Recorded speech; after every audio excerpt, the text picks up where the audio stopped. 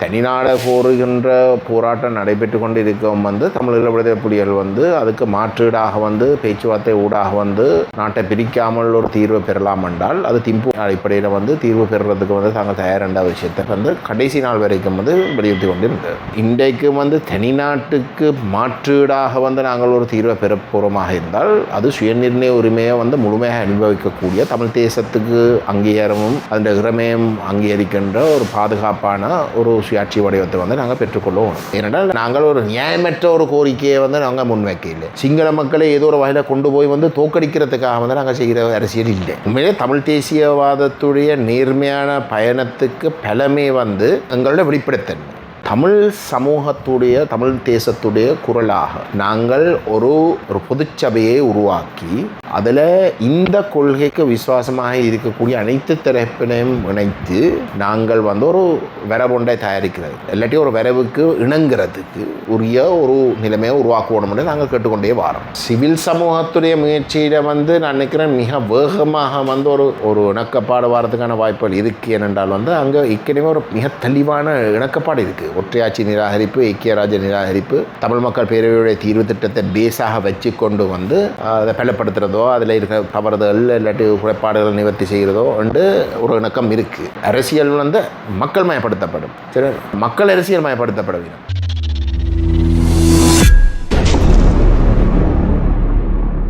எங்கட பக்கத்தில் நியாயம் என்னென்றால் தமிழ் தேசியவாதத்துக்கு மக்கள் தொடர்ந்தும் ஆணையை வழங்கித்தான் இருக்கணும். தமிழ் மக்களுடைய ஆணை மிக தெளிவாக தமிழ் தேசம் அங்கீகரிக்கப்படுகின்ற தமிழ் தேசத்துடைய தனித்துவமான இறமை என்ற அடிப்படையிலே சுயநிர்ணய உரிமையை முழுமையாக அனுபவிக்கக்கூடிய ஒரு சுயாட்சி வடிவத்தை ஏற்படுத்துறது தான் ஆணை. அது ஒரு சமஷ்டி முறையில் நடைமுறைப்படுத்தணும் என்றது தான் நீண்ட காலமாக எங்கட மக்கள் சொல்லியிருக்கு. அது தவிர்க்கப்படுற இடத்துல தமிழ் தேசத்தை பாதுகாக்கிறதுக்கு இருக்கக்கூடிய ஒரே ஒரு வழி தனிநாடு. இதுதான் தமிழ் தேசிய அரசியலுடைய அடிப்படை கோட்பாடாக இருந்திருக்கு. சரிண்ணே, தனிநாடு கோருகின்ற போராட்டம் நடைபெற்று கொண்டு இருக்கும் தமிழீழ விடுதலை புலிகள் அதுக்கு மாற்றீடாக பேச்சுவார்த்தை ஊடாக நாட்டை பிரிக்காமல் ஒரு தீர்வை பெறலாம் என்றால் அது திம்பு அடிப்படையில் தீர்வு பெறுறதுக்கு தாங்கள் தயாரின்ற விஷயத்தை கடைசி நாள் வரைக்கும் வலியுறுத்தி கொண்டிருந்தது. இன்றைக்கு தனிநாட்டுக்கு மாற்றீடாக நாங்கள் ஒரு தீர்வை பெற போகிறோமாக இருந்தால் அது சுயநிர்ணய உரிமையை முழுமையாக அனுபவிக்கக்கூடிய தமிழ் தேசத்துக்கு அங்கீகாரமும் அந்த இறமையும் அங்கீகரிக்கின்ற ஒரு பாதுகாப்பான ஒரு சுயாட்சி வடிவத்தை நாங்கள் பெற்றுக்கொள்வோம். அப்போ இந்த நிலைப்பாட்டை சொல்லி வாக்கை பெற்ற கட்சிகள் கூட்டினால் மட்டும்தான் நாங்கள் அறுதி பெரும்பான்மையை பாராளுமன்றத்தில் காட்டலாம். அதாவது தமிழரசு கட்சியின் 8 பாராளுமன்ற உறுப்பினர், தமிழ் தேசிய பேரவையுடைய ஒரு பாராளுமன்ற உறுப்பினரும், நான் அதே நேரம் டிடிஎன்ஏவுடைய ஒரு பாராளுமன்ற செல்வம் அடைக்கிறாதையும் சேர்த்து காட்டினால்தான் எங்களை பொறுத்தவரை என்னடா இந்த 3 தரப்பும் தமிழ் தேசியம் பேசி தான் வாக்கை பெற்றது.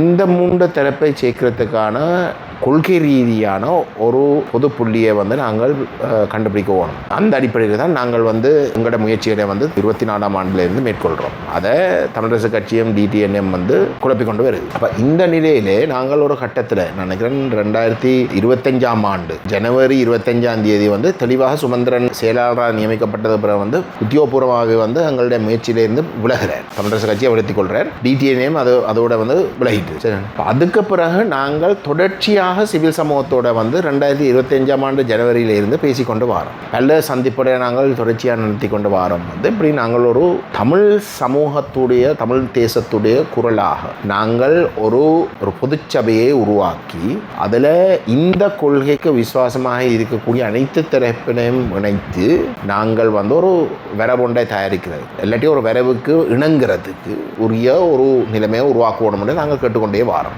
அதுக்கு பிரதான காரணம் 2. ஒன்று, அவ்வகையான ஒரு அனைவரையும் அரவணைச்ச அதுவும் கொள்கையில் உறுதியாக இருக்கக்கூடிய ஒரு முயற்சியை மேற்கொள்ள அதில் இந்த தமிழரசு கட்சி வழியில் நிற்க போகுதுண்டா அவைக்கு ஒரு கடும் நெருக்கடி கட்டாயம் பெறும். சமூக மட்டத்தில் ஏன் உங்களுக்கு கலந்து கொள்ள இயலாத பிரச்சனை வரும். அது ஒன்று. 2வது, அரசியலமைப்பு தவறான ஒரு விஷயம் கொண்டு வருகின்ற பொழுதும் கூட அதுக்கு 2 டார்கெட்ஸ் இருக்குது. ஒன்று, பாராளுமன்றத்தில் 3/2 பெரும்பான்மை எடுக்கணும். 2வது சர்வஜன வாக்கெடுப்பில் பெரும்பான்மையாக எடுக்கணும். 80% மேலான வாக்குகள் எடுக்கணும். இது 2ஐயும் நாங்கள் தடுக்கலாம். அது நிறைவேற்றப்படும். என்னடா பாராளுமன்றத்தில் ஜேவிபிக்கு வந்து 3-2 பெரும்பான்மை இருக்குது. இந்தியாவில் வந்து பெரும்பான்மை வந்து சிங்கள மக்கள் 75% சிங்கள மக்கள். அவே விரும்புகிற ஒரு ஐக்கிய ராஜ்ய அரசியலமைப்பு கொண்டு வருகின்ற பொழுது, ஒற்றையாட்சி அரசியலமைப்பு கொண்டு வருகின்ற பொழுது பெரும்பான்மையான சிங்கள மக்கள் வந்து இதைமா வாக்களிக்க கூடும். அப்போ நாங்கள் அதை தடுக்கலாம். ஆனால் நாங்கள் எங்களை அனுமதியை கொடுத்ததாக வந்து நாங்கள் காட்டக்கூடாது. அப்படின்னா பாராளுமன்றத்தில் எதிர்க்கோடும். அதுக்காகத்தான் தமிழ் கட்சிகளோட கதைச்சு ஒரு பாராளுமன்றத்தில் 19 தமிழ் பாராளுமன்ற உறுப்பினர் வடகிழக்கு பிரதிநிதிப்படுத்துறது இருக்கிறோம் என்றால் அதில் 10 பேராவது ஒரு பொது நிலப்பாட்டை எடுக்கணும் எதிர்த்து. ஆகவே தான் நாங்கள் பேச்சுவார்த்தை அங்கே செய்கிறோம் கட்சிகளோடு. ஆனால் சர்வஜன வாக்கெடுப்புக்கும் வந்து எங்களோட மக்களை தயார்படுத்துவோம். மக்கள் தயார்படுத்துகிறேன்டா வந்து நாங்கள் மக்களே வந்து இதுக்குள்ளே உள்வாங்குவோம். அப்போ இல்லாமல் தமிழ் தேச மக்களையும் வந்து உள்வாங்க இயலாதானே ஒரு பேச்சுவார்த்தைக்கு. அப்போ கூடுதலான மக்கள் பங்களிப்பு வந்து சிவில் சமூகம், வெகுஜன அமைப்புகள், புத்திஜீவிகள் இவங்களை ஊடாகத்தான் அதை நடக்கும். ஆகவே அவர்களை உள்வாங்கி நாங்கள் ஒரு பொது அரங்கை வந்து உருவாக்கி ஒரு முயற்சியை வந்து மேற்கொள்ளும். அது 2 விஷயத்தில். ஒன்று அரசியல் மயப்படுத்தப்படும், அரசியல் வந்து மக்கள் மயப்படுத்தப்படும். சரி, மக்கள் அரசியல் மயப்படுத்தப்படும். 2வது வந்து சர்வஜன வாக்கெடுப்பு வருகின்ற பொழுது மக்களுக்கு ஒரு தெளிவும் இருக்குது. அப்போ இந்த காரணத்துக்காக வந்து நாங்கள் எப்போ இருந்து விசேஷமாக பாராளுமன்ற கட்சிகளில் வந்து ஒரு இணக்கப்பாடு வர முடியாமல் வந்து தமிழரசு கட்சியும் டிடிஎம் வந்து அதில் இருந்து பின்வாங்கிறபடியால் நாங்கள் மக்களையாவது வந்து தயாரிப்போம் என்ற அடிப்படையில் தான் நாங்கள் அதை செய்தாங்க. இதை செய்கிறதால வந்து தமிழரசு கட்சி ஓரம் கட்டுற நோக்கம் இல்லை, இல்லாட்டி டிடிஎன் ஓரம் கட்டுற இல்லை. எங்களை பொறுத்தவரை வந்து அவங்களே சேர்க்காமல் வந்து நாங்கள் இந்த பயணத்தில் வந்து வெற்றி பெற முடியாது. அதே உள்வாங்க வேணும். இது ஒரு அழுத்தத்தையும் கொடுக்கும். இது வெற்றி பெற்றால் அவர்களுக்கு ஒரு அழுத்தத்தையும் கொடுக்கும். சரி, அதனால தான் இப்போ நடக்கிற விஷயங்களை வந்து தமிழரசு கட்சி வந்து சிவில் சமூகத்துடைய முயற்சிகளை காட்டி எங்களுக்கு ஒரு அழுத்தத்தை கொடுத்து வந்து அதை நிப்பாட்ட வைக்கிறதுக்கான முயற்சியும் நடக்குது. ஏனென்றால் இது வெற்றி பெற்றால், இது முன்னுக்கு போனால் தமிழரசு கட்சியின் டிடிஎன்ஏக்கும் வந்து அதை மீறி செயல்படுறது வந்து மிகவும் கடினமான ஒரு விடயமாக இருக்குது. இதன் ஊடாக நாங்கள் எதிர்பார்க்குற வந்து ஒரு கட்டத்தில் தமிழரசு கட்சியும் இதுக்குள்ளே விரும்பும், அதே மாதிரி டிடிஎன்ஏயும் விரும்பும். அதுதான் 100% சக்ஸஸ் என்று சொன்னால் வந்து அதுதான் பாதை. அந்த அணுகுமுறையை வந்து நாங்கள் இந்த விதத்திலையும் வந்து நாங்கள் கைவிட தயாரில்லை. எங்களுக்கு அதுக்கு விட ஒரு திறமான ஒரு அணுகுமுறை இருக்கிறதாக யாரும் சொன்னால் அதை நாங்கள் வந்து பரிசீலிக்க தயார். ஆனால் இது எனக்கு தெரிஞ்ச அளவுக்கு நாங்கள் பலரோட வந்து ஆராய்ச்சி செய்து பலருடைய கருத்தும் இதுதான். அந்த அடிப்படையில் தான் நாங்கள் இந்த ப்ரோசஸுக்கே வந்து சிவில் சமூகத்தோடு வந்து நாங்கள் இணங்கினோம். இது நாங்கள் செய்கிற விஷயம் இல்லை, இது எல்லாருமா சேர்ந்து எடுக்கப்பட்ட முடிவாக தான் அது இருக்குது. அது பேராசிரியர் விக்னேஸ்வரன் தான் இணைப்பாளர். இப்போ அவரோட கையில் தான் இறுதி இருக்கு. நான் நினைக்கிறேன் அவர் எல்லாரோடையும் வந்து கதைக்கிறார். அந்த டிராஃப்டிங் கமிட்டியினுடைய, அதாவது அரசியலமைப்பு வரைவு குழுவினுடைய பேர் பட்டியல் வந்து தாமதமாகனதுக்கான பிரதான காரணம் வந்து நாங்கள் அந்த குழுவுக்குள்ளே வந்து நாங்கள் கொஞ்சம் பேரை வந்து சேர்க்கறதுக்கு கேட்டிருந்தோம். அவே ஒரு தெளிவான பதில் சொல்கிறதுக்கு வந்து கொஞ்சம் நேரம் எடுத்து பேராசிரியர் ரகுராமை கேட்டிருந்தோம், பேராசிரியர் சொர்ணராஜாவை கேட்டிருந்தோம். என்னோட சொர்ணராஜா ஏற்கனவே வந்து எங்களோட வந்து ஒரு பேச்சுவார்த்தைக்கு வந்து வந்த கட்சி ரீதியாக. அப்புறம் நாங்கள் இந்த விஷயத்துக்கு வந்து கேட்டிருந்தோம். தெளிவான ஒரு பதில் வர வரைக்கும் வந்து அது கொஞ்சம் முழுப்பட்டது வந்து. ஆனால் இப்போ அறிவிக்கப்பட்டிருக்கு. அந்த அறிவிப்பு நடந்ததுக்கு பிறகும் வந்து நாங்கள் ஒரு சில பேர்கள் வந்து அதோட சேர்றதுக்குரிய விருப்பத்தை தெரிவிச்சிருக்கிற இடத்துல வந்து நாங்கள் அந்த பேர்கள் பட்டியலை வந்து நாங்கள் திருத்துவோம். இப்போ இதில் வந்து எவரையும் வெளியில் விட்டு போகிறதுக்கு எந்த ஒரு திட்டமும் கிடையாது. எந்த அளவுக்கு நாங்கள் உள்வாங்கி வந்து இந்த விஷயத்தை கொண்டு போகலாமோ அந்த அளவுக்கு நாங்கள் அதைத்தான் நடைகிறதுக்கு விரும்புகிறோம்.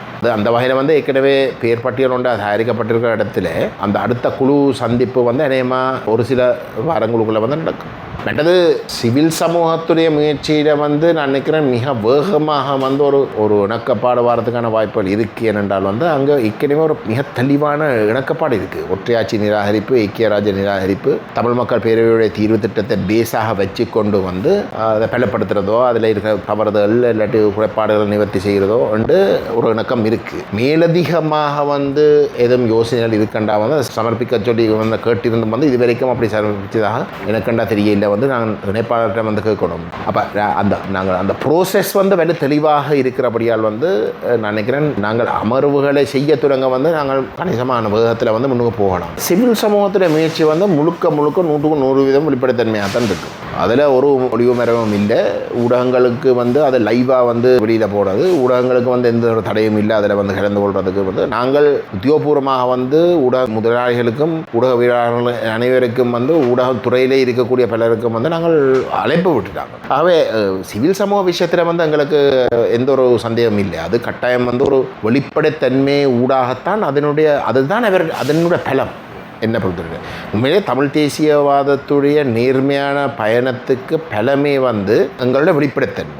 என்ற கருத்து. ஏனென்றால் நாங்கள் ஒரு நியாயமற்ற ஒரு கோரிக்கையை வந்து நாங்கள் முன்வைக்கல. சிங்கள மக்களை ஏதோ ஒரு வகையில் கொண்டு போய் வந்து தோக்கடிக்கிறதுக்காக வந்து நாங்கள் செய்கிற அரசியல் இல்லை.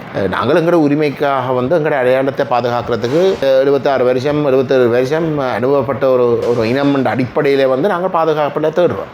அதுக்காக மட்டும்தான் நாங்கள் இந்த நிலப்பாடுகள் எடுக்கிறோம். அவே நாங்கள் எந்த அளவுக்கு வெளிப்படைத்தன்மையாக வந்து நாங்கள் செயல்படலாமோ அந்த அளவுக்கு வந்து சிங்கள மக்களுக்கு வந்து ஒரு நம்பிக்கை கொடுக்குறதாகவும் இருக்குது. இப்போ அந்த வகையில் வந்து சிவில் சமூகம் அவ்வகையிலே ஒரு வெளிப்படைத்தன்மையை பேணி செயல்படும்ன்றதில் வந்து எனக்கு கண்டால் வந்து ஒரு கணிசமான நம்பிக்கை இருக்குது. மற்ற பக்கத்தில் வந்து எனக்கு சொல்லிடா இப்போ சுவிஸ் அரசாங்கம் வந்து திடீரென்று வந்து தமிழரசு கட்சி கேட்டு வந்து எங்களோட கைக்கிறதுக்குன்னு கேட்ட இடத்துல சுவிஸ் அரசாங்கத்துடைய ஏற்பாட்டில் வந்து அந்த முதல் முயற்சி வந்து தொடங்கினது.